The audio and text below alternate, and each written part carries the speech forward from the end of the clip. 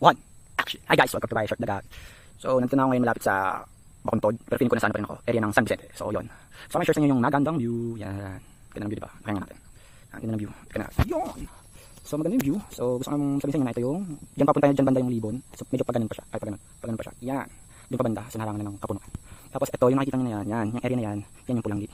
So, tanong siya dito sa bundok dito. So, National Pinangat Day ngayon, January 2. Kasi yun yung Pinangat Day. Search nyo na lang bakit. So, magaling panahon. Maulat man pero hindi umulan. Maganda ng view dito sa taas. So, share ko lang. SKL. So, yun. Ito, binili ko din kila Ate Leslie. Tindahan. Di ba ba? Balde. Balde lang to, balde. Margarin.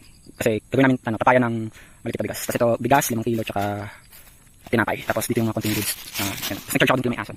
So, yun. Shoutout nga pala sa tita ko, sa tita Melo, tsaka si tito Eddie Boy. Yung padala ng 2K. Para kay Lola. Nabawasan na namin siya kasi, sabi ko Lola, bibili ng bigas. So, bumili ako ng sabon niya, Safeguard dalawa. Ay, may pag-endorse. Dalawang sabon pang ligo. Tapos, yung tinapay, na iba dun sa kanya rin. Tsaka, yung balde. Yan, sa kanyang pera yan. So, yan lang. Yan lang, silent today. Kasi, ayun, ganun pa kasi sa babang yan dito. Yan, sa babaan na yan. Yan, dyan sa babang banda. Hindi ko lang dyan exact, pero dyan banda. Kaya, nakapakot. Yan lang, thank you for watching. Hopefully, dumami na yung subscriber ko, tsaka manood ng videos ko. Share nyo lang, tsaka like. Tapos, subscribe na kayo. Tapos, hopefully, dumami, umabot ako ng threshold ng 1K subscriber. Tapos, ano lang yung video hours.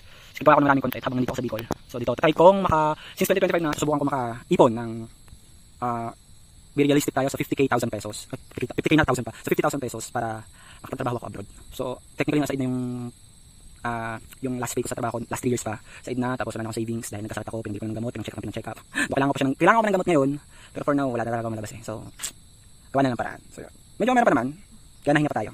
Pero, karibes naman. Tapos, maganda ako ng malang pera para makapag-abroad, then sustain ako ng sarili ko. Makabili ng lupiin at mga ari-arian, at matayo na yung mga business ko, magkaroon na ng pondo, tsaka makapag-hire na rin ako ng tao. So, help me God. Yun lang, ang ganda ng view. Yun lang, thank you for watching, bye-bye!